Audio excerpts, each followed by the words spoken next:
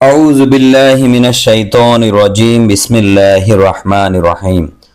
শুরু করছি মহান রাব্বুল আলামিনের নামে, যিনি বড়ই মেহেরবান এবং পরম দয়ালু। এরশাদ হচ্ছে সূরা ইউনুস এর ৮৩ নম্বর আয়াত থেকে ৯২ নম্বর আয়াত।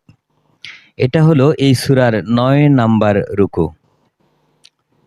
ফেরাউন ও তার পরিষদবর্গের লোকেরা তাদের বিপদে ফেলবে এই ভয়ে মূসার উপর তার জাতির কতিপয় কিশোর যুবক ছাড়া অন্য কোনো লোক ঈমান আনেনি।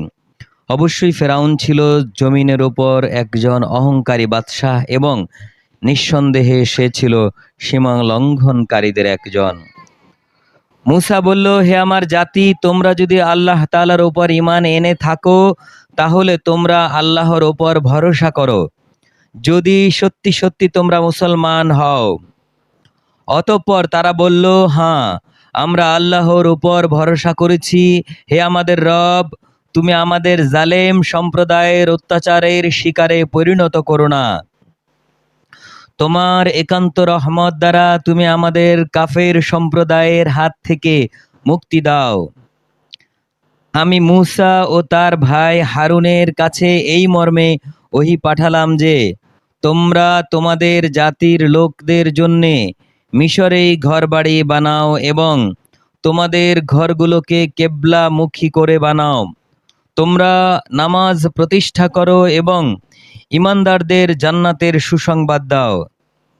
মূসা বলল, হে আমাদের রব, নিঃসন্দেহে তুমি ফেরাউন ও তার মন্ত্রী পরিষদকে দুনিয়ার জীবনে সৌন্দর্যমণ্ডিত উপকরণ এবং ধন সম্পদ দান করে রেখেছ। হে আমাদের রব, এটা কি এ জন্যে তারা এ নিয়ে মানুষদের তোমার পথ থেকে গোমরাহ করে দেবে? হে আমাদের রব, তাদের সমুদয় ধন সম্পদ বিনষ্ট করে দাও, তাদের অন্তর সমূহকে আরও শক্ত করে দাও। আসলে একটা কঠিন আযাব না দেখলে তারা ঈমান আনবে না।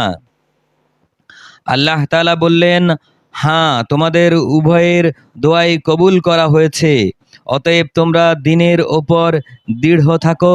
তোমরা দুজন কখনো সেই সব লোকের অনুসরণ করো না যারা কিছুই জানে না। অতঃপর আমি বনী ইসরাইলদের সাগর পার করিয়ে দিলাম।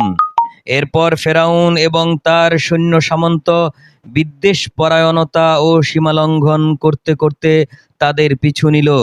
এমনকি যখন সাগরের অথই ঢেউ তাকে ডুবিয়ে দিতে লাগলো, তখন সে বলল, আমি বিশ্বাস করি তিনি ছাড়া দ্বিতীয় কোনো মাবুদ নেই, যার ওপর বনী ইসরাইলের লোকেরা ঈমান এনেছে।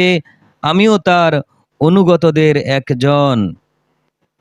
আমি বললাম, হ্যাঁ, এখন তুমি ঈমান আনছো, অথচ একটু আগেই তুমি নাফরমানি করছিলে এবং জমিনে তুমি ছিলে বিপর্যয় সৃষ্টিকারীদের অন্যতম। আজ আমি অবশ্যই তোমাকে, তোমার দেহকে বাঁচিয়ে রাখব, যাতে করে তুমি তোমার এই দেহ পরবর্তী প্রজন্মের লোকদের জন্যে একটা নিদর্শন হয়ে থাকতে পারে।